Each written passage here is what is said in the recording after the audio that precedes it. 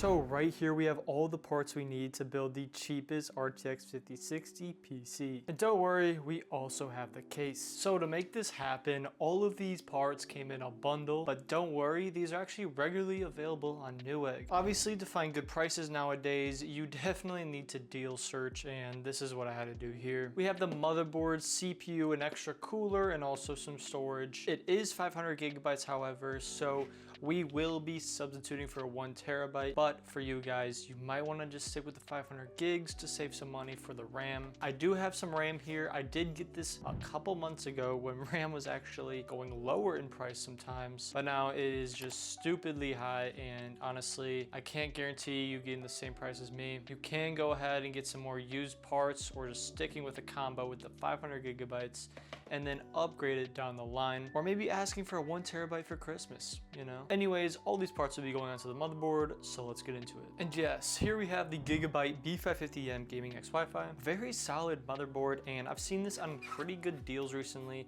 just by itself if you're not getting it in a combo. Anyways, a nice clean board. It's got 2 NVMe slots and also got some decent cooling, and it's micro ATX. Our case is ATX, but that's gonna be okay. Everything will match up. I'll scoot this over to the side, and our CPU, as you've seen, is the Ryzen 5 5500. Now, this CPU is like the most bundled CPU I see on Newegg, and it's like always available at some cost. Anyways, this does come with a stock cooler, but we will not be using that for static purposes, but here we have it, the infamous Ryzen 5 5500. Now we're gonna pop back this slot right here, then like so, our CPU will be just easily slot right in. Just make sure you tap it a few times, you know it's in, and then push that down, and then it just locks into place pretty easily. Now overall, this is probably the cheapest CPU I would buy brand new. It's still really good for its price, and it works with a lot of GPUs, so don't feel like you have to stick to the 5060, which we will move on to later on. Anyways, we're gonna be installing our RAM here. It does come with 2 separate boxes, but this is a 32 gigabyte kit, which is definitely something I don't exactly recommend at the moment, as prices are crazy. But anyways, you just want to pop back these 2nd and 4th slots. Then you take your stick here and just line it up. Definitely the most satisfying part about a PC build. This kit is just a basic 32 gigabytes, 3200 mega transfers per second. And yeah, it was just a really good price I knew I got at the time. That's why I bought a few of them, and you might see them in future builds. And now we have our 1 terabyte NVMe. Obviously, this is not the one in the bundle, but everything still works the same way. So what you have to do here is lift up this little latch. Obviously, other motherboards are different, but this one's super nice because you don't need a screw. Anyway, just like any other NVMe, we just line it up with the slot here, and then it just kind of easily slots right in. Not much force there. Now we just turn this thing back around. Then we'll push this back in and secure it. Anyway, yes, I've used this NVMe a few times if you watch my videos, but it's a pretty decent drive. Gen 3, 3000 megabytes per second. You're not really gonna notice the difference between this and like something that's 5000. Now we have our cooler. This is a Cooler Master Hyper 212 Spectrum whatever. It came free with the CPU, so if that's still available, it's definitely worth it, even though it doesn't perform like a lot better than the stock one. I'd say for aesthetics and a slight improvement in performance. Anyways, we have a heatsink, we have a fan, and of course, a bag of goodies. Anyways, what we have to do is just unscrew these brackets that come pre-installed with every AMD motherboard. And now we can open up our bag of goodies here. I really like that this comes with its own thermal paste like this. Obviously, we're gonna wanna peel this off.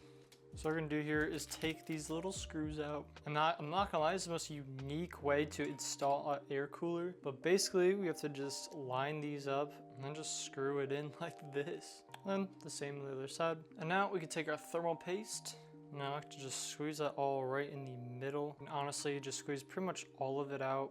Never mind, I screwed one on the wrong way. Now basically, these should just line up with the motherboard, and then I'm just gonna evenly use my hands to screw them in. That is all screwed in. I'm gonna take these fan brackets and then just put them in the holes on the fan, just like so, on both sides, of course. And then yeah, you can just have it at whatever level you want. Just make sure the brackets are all the way in, something like that. And then what we're gonna do right now is take our fan port, and the CPU fan port is also usually right above it. and boom, you just plug it right in, and then we can worry about this RGB when we install it in our case. And the case we have here is from Rosewell. This one's interesting, however. It did send it to me for review, so I'll definitely give my honest thoughts.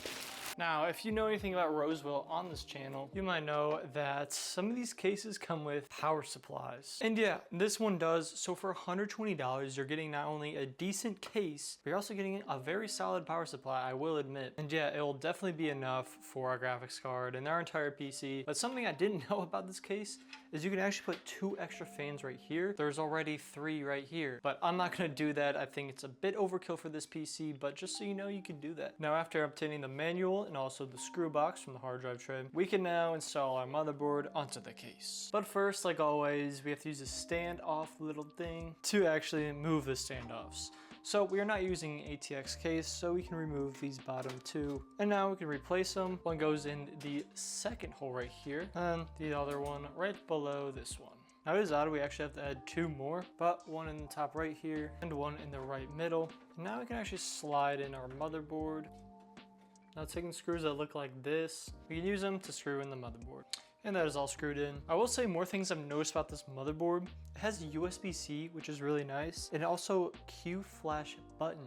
You really only see these in more higher end motherboard. And I mean, I guess it is. I didn't really realize. And of course you can plug in RGB so you can run it on a software. Nice. And now that we have it all installed, let's just move it to the back. Because here there's a whole bundle of cables. All right, so first we're gonna take out these, which are for the case, and then plug into the motherboard. All right, so first we're gonna take this HD audio, and then I'm gonna plug it in through the bottom here. And I'm able to plug it into the bottom left of the motherboard. And then next we have this USB and plugged in the middle of the motherboard. Next up is the F panel. Make sure you get all the little skinny cords here all together. And then this goes on the right side of the motherboard in a certain orientation like so. And then we can take the USB 3.0 and put it through the same slot here.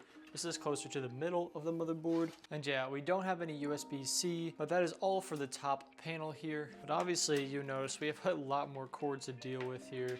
These are all RGB and fan ports, so I'll show you how to actually connect them all. So on this motherboard, there are 2 RGB connections. One is on the top right of the motherboard, one is on the bottom left. All right, so since everything is gonna easily route to the bottom here, we're using this port. And to connect every single port, you have to take off the cap, and then you have the female and male ports. All of them connect to each other. And then I'm going to make sure I plug in the end to the motherboard. And then lastly, it can plug into the fans RGB, and everything is all connected RGB wise. And the next fan port we're gonna be using is the one on the bottom right of the motherboard. We're gonna do the same thing, just connect each fan port. They all come from the case, so they definitely all connect. And then now I'm gonna route it to the bottom right of the motherboard. And yeah, it's a bit of a mess, but all of those should be plugged in. Now we just move on to the real power. And yeah, this power supply comes with a bunch of cables, including the NVIDIA one, the 450 watt cord that plugs into the newer GPUs, just not the 5060, I think a 5070 and above. Anyways, we're gonna be installing the CPU cord first. You can tell the CPU the way it's able to separate into 2. Now we're just gonna route the top right here and plug it into the top left of the motherboard. Next up we have our PCIe. Since our GPU is RTX 5060, that is what works. And I'm just gonna route this through the bottom here because it makes most sense to do it now. And we actually don't need any of these extra cables, but of course we need our motherboard power, so we're just gonna route that up through here in the middle. And as crazy as it looks for now, everything is almost plugged in. And here we have it, the RTX 5060. This one is from Asus Prime. Yeah, I basically got this when it first launched, I'm not gonna lie.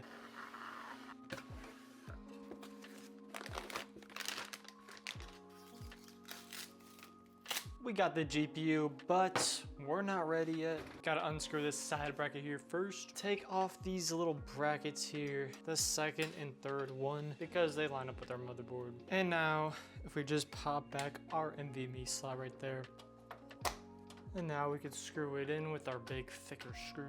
And I will say you should keep this part unscrewed when installing the GPU. And now we'll just plug in the PCIe, and that is all for now. But obviously we have to test out some games and see if this is better or similar to the Intel version while they're at a similar price. All right, so we're on some Black Ops 6 because Black Ops 7 didn't really work. Why is everything 6.7? We have pretty basic settings here. There are more optimizations, so you can get more than this. We're at 1440p balance preset, and then I just like turn off like motion blur and things. Yeah, so I haven't really seen much dips below like 120. It's pretty much just 140 around that area. So that's pretty good actually, I will say, for this game, which is not easy to run. And I do have 1440p and some decent quality settings enabled. Now, if graphics are not a priority here, we're gonna put it on the minimum preset, which honestly, I feel like it looks pretty good anyway. It doesn't really raise the FPS by a lot here. We have like 15 more maybe. Not a ton more, but it definitely achieves plenty of FPS in my opinion. Yeah, so it can achieve 160 FPS. It's above 140 on this, so I definitely think this game runs pretty well, even at 1440p, even with 8 gigabytes of VRAM. I'm telling you, it still works. It's still worth getting at a reasonable price. I wouldn't spend the actual $300 that you can get for this, but I've seen plenty of deals and sales where you can get an 8 gigabyte graphics card like the 5060 for even 250 bucks a lot of times. That's mainly for the 9060 XT, which I will record in a different video. All right, so we're on some Fortnite right now. We got 1440p, we got performance mode. I have yet to play the season. It's kind of wild. Yeah, so we're running pretty basic settings here. Performance mode, just far view distance, because this is just optimal if you want the most FPS. And you know, obviously the game doesn't need to look perfect or that good, because it is a competitive game at the end of the day. Obviously we're getting like 200 FPS. I mean, it's gonna be a bit inconsistent at first, so. What the? What is this, dude? What the heck is going on here? Alright, that's a bot. But besides that, we are getting a, well, not consistent number of FPS. I mean, it's gone down to 160, but I would say it's more of an average of 180. Obviously, when you're exploring new areas, it's going to go down, but eventually it's going to catch up. With this budget of a PC, you're probably going to have 180 hertz anyways, maybe 200. This monitor is 200. Yeah, it even goes over 200 FPS at sometimes. So yeah, so far, definitely recommend this for Fortnite. This is 1440p as well. Now we get some Marvel Rivals here running 1440p, DLSS. Let's just do quality, medium. We'll see what this gives us. And to be honest, this is high quality that I normally would play with, but as we can see right now, it's 120. It will obviously drop below that when things happen.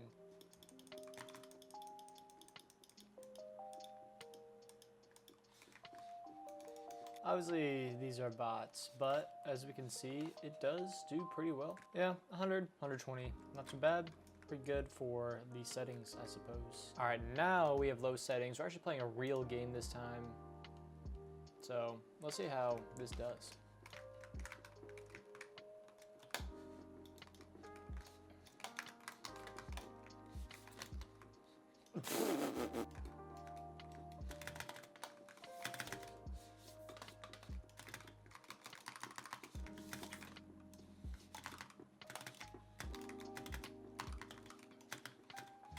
No! But if we're gonna be for real, I mean, the game is running pretty well. Obviously more FPS than we had before when we lowered to low settings. I play at these settings normally, but we could try out 1080p to see if that makes a big difference.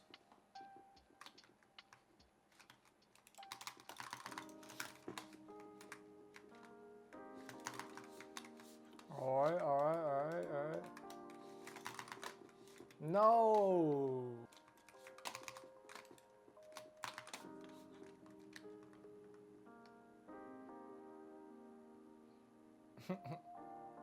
Bro, how do I have the most kills, bro? I am so bad at Spider-Man. But yeah, it dropped to like 120. Honestly, the 1080p didn't really help as much as I thought it would, but as you can see, it doesn't matter. 1080p, 1440p still performs pretty much the same, and obviously it works. All right, now we have Cyberpunk, full screen 1440p, low latency is on. So basically we have the high preset enabled with DLSS instead of AMD because we're using an NVIDIA GPU, and that ran 84 FPS. Not too bad. Obviously, you want to achieve at least 60 with a game like Cyberpunk. And yeah, it still looks pretty good too. So I will tune it down to low settings here and then DLSS. Still got some medium ones on. And I'm gonna test out 1080p here. Just gonna put it pretty much at all of its lowest settings just because we wanna see how much this can achieve. And 138. Yeah, that's pretty much what it's usually at around this budget, about like 140 or so. Sometimes more. Honestly, AMD seems to do pretty well with Cyberpunk. Obviously, it's a 5500 build, so remember that. Obviously, we have the 5500 with the 5060. And to just give a middle ground here, let's do medium settings, 1440p and 120. Actually, that's a lot more than I thought it would be for medium, considering high was significantly less. But yeah, obviously, game is very much playable. And yeah, even with high settings, you can play this game and it looks pretty good as well.